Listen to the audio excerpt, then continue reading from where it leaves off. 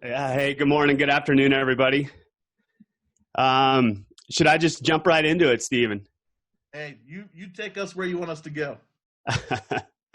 Sounds good. Well, I think I'm going to do something even just a little bit different today than I've done the previous 2 weeks. And I think what I want to focus on is the microbiome. So I know you mentioned the Start Kit was the primary promotion going on this month. And, at LifeVantage every month now, we're having products of the month. And then this month's featured products of the month are probiotic and prebiotic. So I figured maybe I'll give a little bit of education around that. So give me here just 1 second and I'll get my screen shared.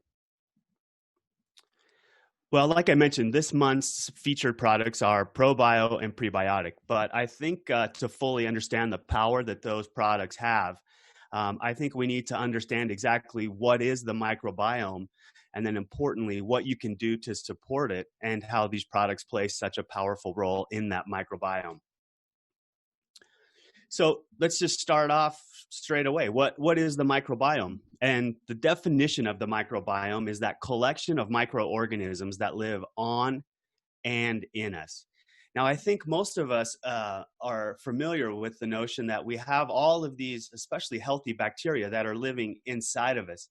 But what we're not so appreciative of is that they are all over us as well. So literally every nook and cranny is covered with different microorganisms. And like I kind of alluded to, most of these microorganisms we tend to think of them as bacteria. But actually, when we're talking about your microbiome collectively, what we're talking about are a whole bunch of different microbes. They can be things like archaea, or these very primitive bacteria. I mean, bacteria are primitive anyway, but these archaea are even more primitive. We've got things like protozoa, so these little single-celled animals that can literally swim around and get where they need to be. Fungi, so all different sorts of fungi are living on and inside of us. And then something we generally associate with incredibly unhealthy relationships are viruses, maybe especially in this current climate, right? We're obviously hearing a lot about a pretty nasty virus right now. But actually, the right virus in the right place in our body can actually be a very beneficial thing and is considered part of our microbiome. And then, of course, I think what most of us associate the microbiome with are all sorts of different bacteria. But what we're talking about here is really a mutualistic relationship. I hear a lot of people say symbiotic relationship, but really the best word to use is a mutualistic relationship, because a mutualistic relationship, by definition, benefits both organisms that are living together. Okay, so we have these bacteria, viruses, fungi that are living with us. They're providing us a health benefit, but then we're also providing them with other benefits to help them grow and survive. And we see these mutualistic relationships all over nature. So I'll give you a couple of examples. Think about a honeybee and a flower. I mean, some of these flowers and these specific bees that are pollinating the flowers are incredibly complex. And in some cases, only a single species of bee can actually get in and pollinate a flower. But just to associate how close this mutualistic relationship is between our pollinators and flowers, if we lost all of the pollinators on the face of this earth, we would never eat another fruit again. Wouldn't that be terrible? So the fruit, by definition, is a ripened ovule, which is really a pollinated flower. How about Nemo? Everyone's seen that movie, Finding Nemo? So how about a clownfish and an anemone? So the anemone is providing shelter and protection for the clownfish, and then the clownfish is also providing a number of services back to the anemone, a great example of a mutualistic relationship. I'll show you a little video here. What about leafcutter ants? They're not so familiar to us in North America, but if we go down into South America, Central America, and even over to Asia, there are these leafcutter ants that, as maybe a limb falls off of a tree in the jungle, they'll go and they will cut these leaves off and they will take them back to their nests and they actually farm these leaves for a fungi that grows on them. And then these ants actually eat the fungi. But then when that crop, if you will, is used up, the ants kick out the used up leaf matter and fungus, and it acts as a fertilizer to the jungle. So what these leafcutter ants are doing is really nutrient recycling all of those nutrients that are found in the jungle. And literally, the ants couldn't survive without the jungle, and the jungle couldn't survive without these leafcutter ants. I think another very common and very beautiful example of a mutualistic relationship are coral and algae. So we tend to associate coral as having these really bright, vibrant colors. But in fact, coral, for the most part, is just white. You know, every once in a while we'll hear about maybe a bleaching event that's happening on a reef somewhere around the world. What that is it's this mutualistic algae that's living inside of the coral that's actually being killed either by excessive UV light or changes in water temperature. So when we kill the algae, that's actually what's giving the coral its color and why we call them bleaching events. So again, the coral's giving the algae a home. The algae is filtering the water and providing a food source for the coral. So this is exactly what's going on with our microbiome and ourselves. So these organisms are living on us, providing us various health benefits that we'll talk about in just a minute, but then we're providing them a place to live and also providing them with food. So I mentioned that the microbiome is all over us. It's on us and it's in us. And where can we find them? So we've got some examples here on the screen. Like I said, we have a microbiome in literally every single nook and cranny inside of our bodies. We've got a different microbiome in our ears, in our mouths, in our armpits, even in our belly buttons, for example. And then, of course, I think what we're most familiar with talking about the microbiome is those healthy microorganisms that are living inside of our digestive tract. But there's some very interesting statistics around the microbiome. It's been estimated that we have 40 trillion microbial cells that are living on and in us. It's unbelievable, right? That's as many cells as we are as humans. So think, we are almost as much a part of our microbiome as we are our own selves. So what's been associated with the microbiome? And there have been a number of correlations between a healthy microbiome and then our own health. So we'll kind of go around the wheel here and read them. But we've got things like lipid metabolism. Our microbiome can help us metabolize certain lipids. A healthy microbiome has been linked to cardiovascular health, immune health. They can even make nutrients for us. So our microbiome can make a number of B vitamins. It can make vitamin K, as well as some others. Oral health. Our oral health and our risk of developing dental caries is directly related to a healthy microbiome. Bad breath would be another example. Links to brain health, nutrient metabolism. So I think it's clear that the microbiome is known for helping us chew up fibers and digesting them and creating a number of very healthy molecules. But our microbiome also helps us digest fat, digest proteins, and various complex carbohydrates. So they're actually helping us metabolize our food. They can also help us metabolize all different sorts of things that we're exposed to from our environment that are coming through as part of our diet. So they can help us metabolize a number of other substances. And then I think what the microbiome is most linked to is gut health. And obviously we want to facilitate as many healthy organisms living inside of our digestive system as we can to help promote gut health. So where is your microbiome? And if you think about this, this is an incredibly complex relationship that's going on. It turns out that the further we get down our digestive tract is where we see the majority of these various microbes, and especially bacteria. So we've got a few of them kind of higher up in the small intestine, but as we move further down the small intestine, down into the colon, that's really where we see these massive populations of especially bacteria.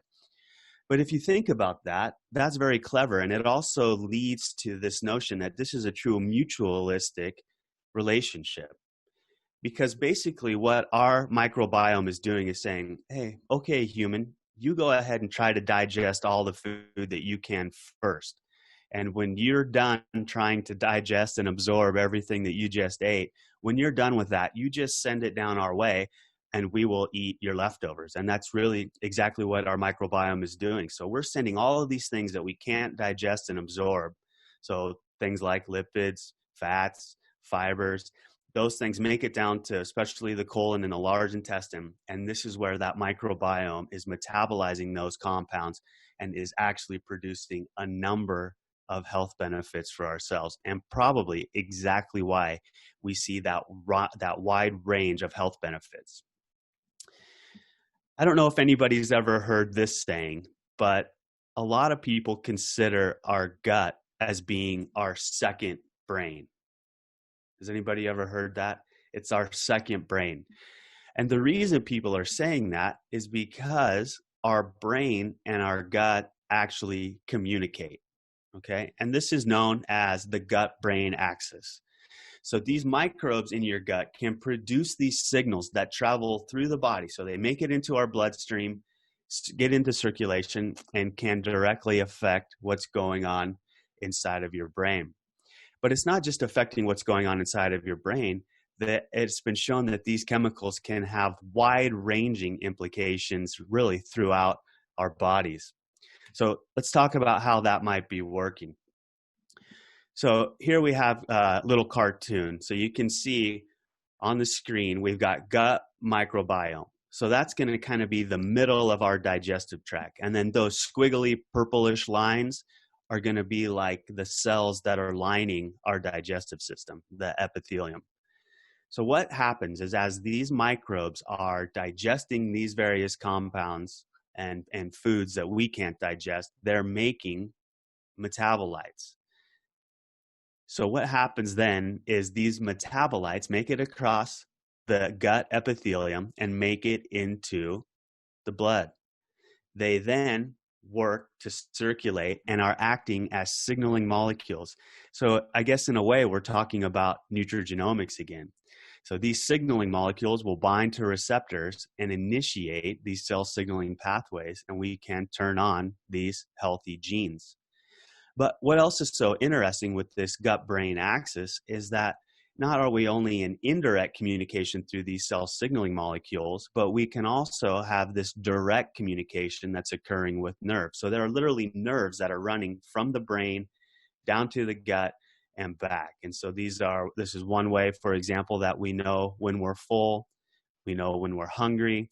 So it's this incredibly complex interaction that goes on between our brain and our gut, but not just the brain and our gut, literally our entire bodies.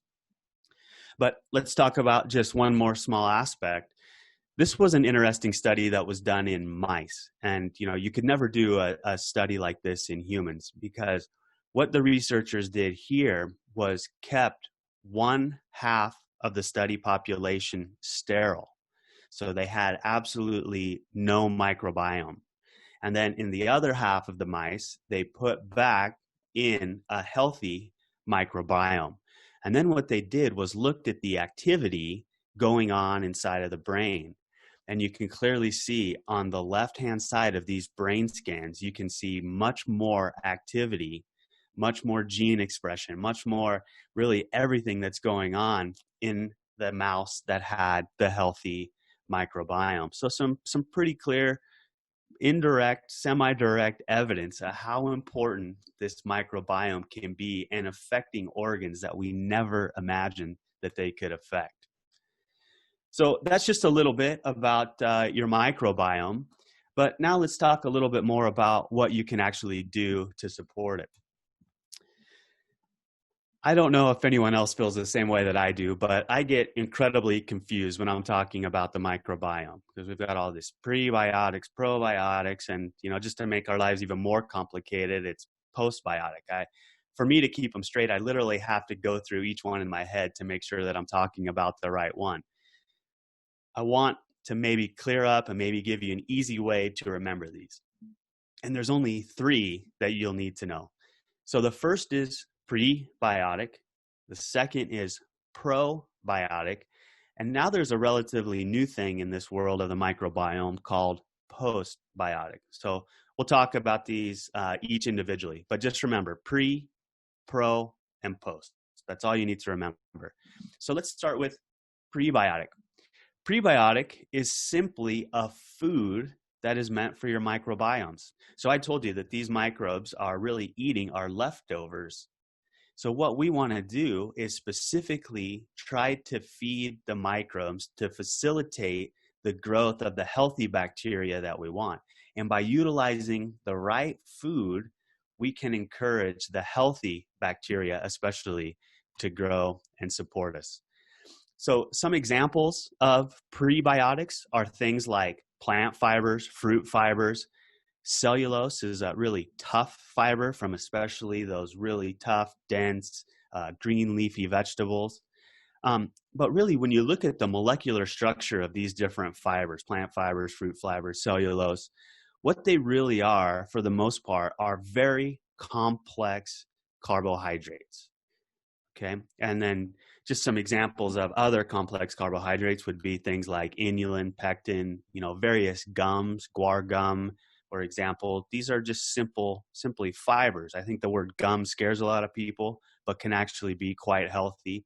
We've got lignans, and then very interesting, some phytonutrients can also act as prebiotics. But I want to come back and maybe finish my thought on this complex carbohydrate notion. So these fibers or other complex sugars are really very similar to the carbohydrates and complex carbohydrates that we're eating. It just turns out that we have the ability to be able to cleave certain chemical bonds. If we can cleave the chemical bond, we can release these sugars that are found inside of these complex carbohydrates. The reason a complex carbohydrate becomes a fiber is the chemical bond between all of these different sugars in these complex fibers are linked in a different way.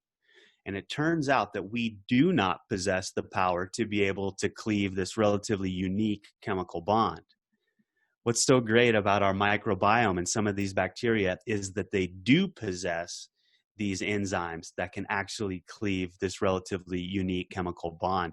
And so this is exactly why these healthy bacteria can utilize things like fibers that we can't for both energy and then nutritional value.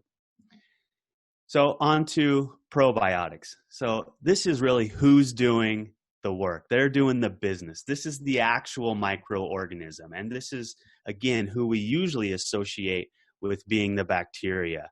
And they're only considered probiotics when they have these beneficial effects on either the overall microbiome composition or to the health of the host.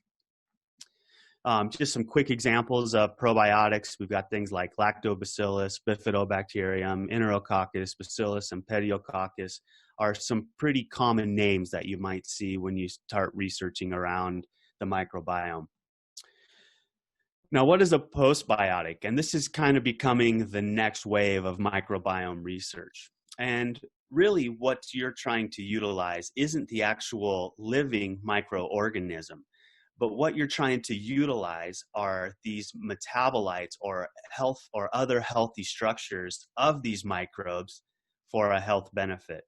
And the reason this becomes important, especially in human health, is some of these microbes become incredibly difficult to be able to culture, grow up, maybe put them in some sort of packaging, keep them stable on the shelves, and then have to survive again through the transit of our gut, through our stomach, and some of the other harsh environments in the small intestine. So to get around that, what scientists are doing are just isolating either cellular structures or these metabolites And instead of having to give a living microbe back to us, they can actually just circumvent that and give us the healthy thing that's giving us the health benefit. Okay, so I hope that makes sense. Some examples would be heat inactivated bacteria. So you might grow them up, you'll heat and activate them, and then just kind of give that slurry back to us. They can be crude, ground up extracts, cell wall extracts, lipid soluble extracts. So we're really looking for maybe some of those healthy lipid and lipid soluble components inside of these healthy microbes, water soluble extracts, and then, as I mentioned, these specific metabolites. So that's really the pre, pro, and postbiotic notion. So now I'll just spend just a couple more minutes on our specific products that are also helping you to support your healthy microbiome. So first, we've got prebiotic. It's specifically formulated not as a fiber supplement. So a lot of fiber supplements are meant to try to keep, your digestive system moving. They tend to gel up and bulk up and keep things going. So while our prebiotic is technically a fiber blend, I do like it's positioned better as a prebiotic blend. And when we talk about the label, we'll talk about why that is. These are specifically designed to help support a healthy microbiome. So it also promotes a healthy gut environment to feed your probiotics. Okay, so remember, we need the prebiotics to feed the probiotics. So for me, quite frankly, if anybody is taking a probiotic, you need to be supporting those probiotics also with a prebiotic, because exactly what it says on the screen, it's going to help promote that healthy gut environment by feeding your probiotics. And then lastly, it's going to promote a healthy, balanced relationship of these bacteria by allowing those beneficial bacteria, the healthy ones that we want, to thrive. And then just to look at the labels, so we've got 3.1 grams of the prebiotic blend, okay? So we have these complex carbohydrates, or these fibers, that are acting as these prebiotics that we know these healthy bacteria can specifically metabolize. We've got fructooligosaccharides, zulo-oligosaccharides, inulin, and then we've got also some prebiotics from brown seaweed extract. So what about our probio? We've got 6 billion CFUs, right, of these beneficial bacteria. So a CFU stands for colony forming units, and it's a way that you can measure the number of the bacteria. So after manufacture, you will take a number of the individual caplets, you will then dilute them out, grow them on these Petri dishes in the lab, and then for every little colony that forms, you can assume there was one bacteria. So we can verify that at the time of manufacture, each daily dose of ProBio is going to have 6 billion beneficial bacteria to support your digestive system. It also provides beneficial bacteria to maintain healthy gut flora, helps maintain gut integrity. So really trying to keep these cells kind of nice and tight and healthy. And then lastly, as we kind of alluded to in an earlier slide, with all of those health benefits, probiotics are very intimately linked with keeping our immune system as healthy as possible. So it's going to help support your immune system. There's some interesting technology. So it is a vegetarian capsule, but it's containing what we call DR caps technology. It's designed to be a little bit harder to dissolve than traditional vegetarian capsules. And if we look at how a traditional vegetarian capsule is disintegrating, when they hit our stomach, it takes about 7 minutes for that to happen. But we don't want to release these healthy bacteria into a very acidic environment that might sacrifice their survival. So what we've done is utilize this DR caps technology to extend the length of time it takes for this vegetarian capsule to disintegrate. So that's up to 52 minutes.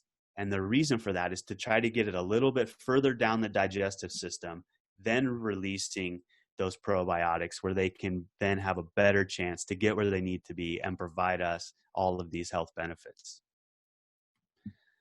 So again, not just 6 billion CFU, but also six different strains of probiotics as well. And then something else that's incredibly clever, and I wish I had more time to get into it, but it's Wellmune. So I wish I could take credit for formulating this product, but I can't. It was one of my predecessors. But Wellmune was such a clever addition to our ProBio. And the reason it's so clever is because Wellmune has been shown to support our immune system as well. Okay. And it does it in a very nutrigenomically interesting manner. Wellmune has been clinically proven to do exactly that. And I'll just tell you briefly a little bit about what Wellmune is. So Wellmune is derived from a specific strain of yeast. Okay, so a fungi, well, a yeast technically. But what they then do is isolate the beta glucans out of these yeast. And what beta glucans are is it's almost analogous to cellulose and other fibers inside of plants. So it's these beta glucans that are giving the yeast its structure.